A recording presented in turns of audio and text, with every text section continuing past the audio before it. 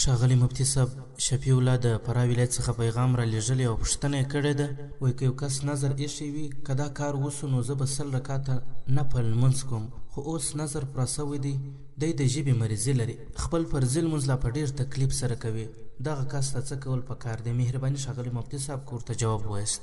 حامدا و مسلیا اما بعد. د محترم شفیع الله ورور د پوښتنې په جواب کې فقهای کرام فرمایي دغه شخص چې نظر یې پوره سوی وي پر ده باندې دغه 100 رکعاته لمونځ دا لازم دی.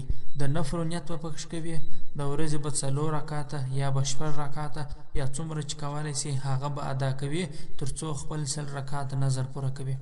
بدائع السرائع جلد 6 صفحه 352، حاشیة طحطاوي جلد 5 صفحه 440. والسلام علیکم ورحمة الله وبرکاته.